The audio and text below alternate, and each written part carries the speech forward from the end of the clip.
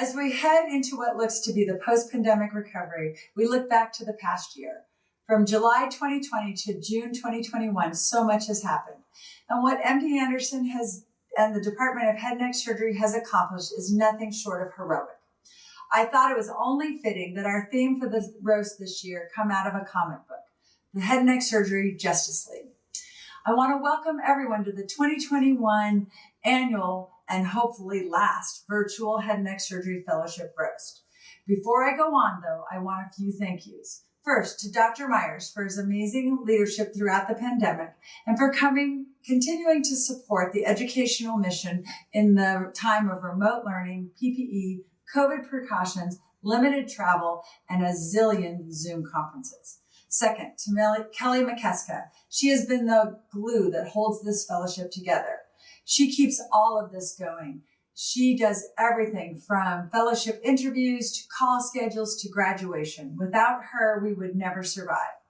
We have her to thank for the amazing graduation party 2 weeks ago, and she was not able to be there to celebrate with us. I am so sorry you will never get to meet her in person, and I personally cannot wait till she comes back to campus. And lastly, I want to thank my husband, Mike, for the Photoshop editing of this presentation and learning a whole new IT platform to make this video possible. Okay, moving on. Let me set up this epic comic book story. First, we need a location, a home base, a headquarters, a place to plot and plan, a place where cancer history is made. But unfortunately, this year, the halls of the cancer history were empty. So maybe this is where we were actually making cancer history. Next, all stories are only as good as their villains, and the more interesting and wackier, the better. So let me introduce to you the head and neck surgery faculty. Featured here are some of the most infamous of the head and neck surgery villains. Every day is something. Derogatory comments whispered quietly under your breath in the operating room, temper tantrums over scheduling delays, demands for updating problem lists and timely documentation, and replying to institutional announcements. And who can forget not muting in the middle of planning conference? It is pure chaos. And who better to clean up Gotham? None other than the head and neck surgery cancer fighters. Meet the Head and Neck Justice League. Evan, Jobran, Tanner, Yelda, Laura, and Zhao. Let's start with Evan Walgama. Evan came to us from an ivory tower, or maybe the Batcave. He had just finished an entirely cushy rhinology fellowship and a faculty position in a sunny Southern California. Why would he give all that up for the gritty underworld of head and neck? Why did he give up healthy patients and non-terminal illness and no global billing? Why did he take a pay cut and a demotion? But it all came clear when he realized that he had a soft spot for complex surgical procedures that used as much technology as possible. Bring out the endoscopes, bring out a microscope, and if it can be done, go ahead and drape the robot. Why would anyone do an open surgery if it can be done minimally invasively? With experience and maturity, it became clear that he was a step above. He manages his team of residents effectively and efficiently, and he's an excellent teacher in the operating room. He allows the residents freedom to work independently, both on the floor and in the operating room, but especially when it came to closing, writing orders, wound care, progress notes, and discharges. Evan truly has tuned his craft and is more than ready to take the next step. Hopefully, his rise to be a premier head and neck surgeon won't be interrupted with the mundane clinical duties of talking to patients. In addition to his excellent performance at work, Evan also promotes healthy living. He eats well and exercises often. In fact, he's an avid cyclist. But Houston is not a friendly city for biking and the weather and the traffic. He quickly discovered that there are opportunities to work out during the day, and Thursday afternoon planning conference was a great time for multitasking. Though next time, probably want to turn off the video. Next year, Evan will again be back in the beautiful Southern California with the beach in his backyard.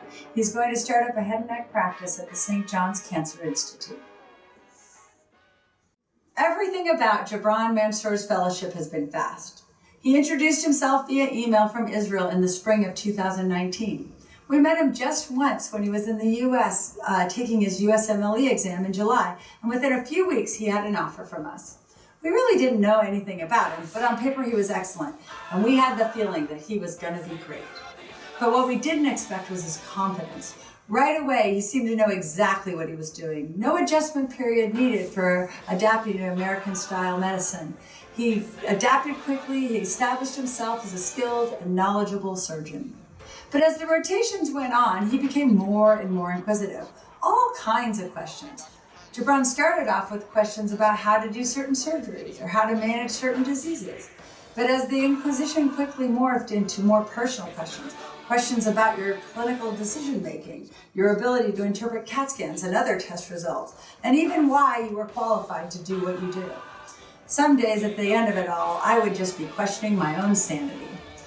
But I realized soon that it was Jobran's sanity that might actually be in question. During his fellowship, Jobran had wanted to experience all that America had to offer. He wanted to travel around the country, but the pandemic limited him, and he had to look elsewhere to satisfy his sense of adventure. And boy, did he ever. He bought a motorcycle, he joined a biker gang, and he became part of a skydiving community, jumping out of airplanes on a regular basis. But I think the one most adventurous thing that he has done is that he has made the decision to move to Shreveport, Louisiana to pursue his micro-fellowship. Next is our mild-mannered Baylor Fellow, Tanner Fullmer. He was with us for 3 years during his residency, and every rotation we told him he should be a head and neck surgeon. And every time he gave us a no, I need to go get a real job. But just at the last moment, when his application submission period had already closed, Tanner called and said, "I want to be a head and neck surgeon. My wife has given me permission. Is it too late?" But after an appeal to the HNS, we could not get him into the match. So Tanner's future as a head and neck surgeon was up in the air. But clearly, the universe did not want him to be a general otolaryngologist. His true calling was head and neck surgery. For the first time in many, many years, MD Anderson did not fill one of its match positions, and there was an opening for him to get what he really wanted, another year on a PGY-6 salary. But it was all worth it. He was the stable force of the department. His experience at MD Anderson kept everything running smoothly. He was a familiar face for the staff and the faculty alike. He was a strong surgeon and a great clinician. He was an excellent teacher and steward of the MD Anderson core values. But we identified Tanner's kryptonite when his wife and 4 kids were without power and water, and he was in the everlasting long winter storm ride-out team. I'm pretty sure that as Tanner and his family prepare to move to Wisconsin, where he will be setting up his practice in the Columbia St. Mary's Hospital system, the first thing he's going to buy is a generator. Now let's talk about the amazing head and neck surgery female fellows. Not just this year, but for the past 4 years. The one thing they all have in common is they all come from the same homeland. What is going on in Canada? Is there a secret special training center? Have the Canadians started a female surgical cult? Or maybe there's a new form of a religion. Whatever it is, we've been lucky enough to match all these amazing women. Meet the women of the Maple Leaf: Jenny Wong, Samantha Tam, Yelda Jozaghi, and Laura Kim. These Canadian sisters are taking over the world and certainly making cancer history. Yelda may be one of the toughest of the MD Anderson head and neck family. Her confidence and her attention to details has made her one of the best head and neck surgeons in the microvascular fellowship. With Yelda on the case, no flap goes unmonitored, no skin graft goes unbolstered, no donor site goes undressed. Under Yelda's watch, no flap will fail, no matter how many takebacks or how many revisions that flap requires. Yelda is also one of the hardest working fellows around. She goes the extra mile for the patients and for her colleagues, but she is no pushover and she takes no bullshit. Always advocates for the underdog. She's an amazing microsurgeon with a very bright future and with incredible patience and grace. I have no doubt in the post-pandemic recovery, as she returns to Canada, she will become one of the top leaders in our field of head and neck micro. And luckily for us, Yelda has paved the way to her protege, Laura Kim. Plastics is so happy to be carrying on the tradition of training these amazing head and neck surgery women from Canada. But to us, Laura Kim is still a bit of a mystery. For a year, she has been a quiet and unassuming force of nature. But looking back, Laura is actually a quiet superhero. She probably is Wonder Woman. Confident, strong, and well-trained in the use of surgical instruments, Laura is stealthy good. Her performance is fast and efficient. Her patient care is pristine. Never any complaints from patients, nurses, staff, faculty, and residents. Honestly, Laura was always there to save the day. But Laura lives a double life of the superhero. By day, she's a highly skilled head and neck surgeon, but by night, turns out she's an artistic foodie who lives in a high-rise and walks to work every day. On the street, no one would ever know that her alter ego is saving lives. Laura will be following Yelda's footsteps to her second year of training in plastic surgery, and she has some really big shoes to fill. This year, the fellows have been burdened by the COVID pandemic. They've had to do their work and their training and their socializing under the shade of PPE and Zoom.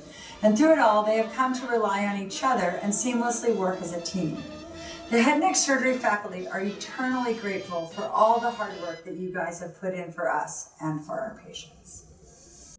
Last but not least is Zhao. Yeah, that guy. He's still here. Doing great work in the lab, though. With the pandemic restrictions, he has been isolated to his own environment. He is living the life of a scientist, we think. Actually, to be fair, there had not been a sighting of Xiao for a long time. We were not sure if he had been eaten by his rats. But he did surface last week to celebrate the fellow's graduation and to eat the free Mexican food.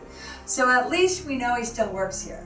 But all kidding aside, Xiao will be staying on for an additional year to continue his work in the lab. As we close out the year of COVID, we look back and wish that we had had more time together in person. But I know what does not kill you will make you stronger. And this amazing group of head and neck superheroes have become fast friends and excellent colleagues. They will always be connected. They will always be a part of the bigger MD Anderson head and neck surgery family. And one last word. You are all so lucky to have worked with Dr. Randy Weber. As you all know, his contribution to the world of head and neck surgery will ever have improved our specialty. And you will all look back on your time with him and you will remember fondly how great it was to learn from him. We wish him well in his retirement, and we hope in your own careers you will continue to carry on his MD Anderson legacy. We wish you all the best as you graduate and head off to your next adventure. See you soon.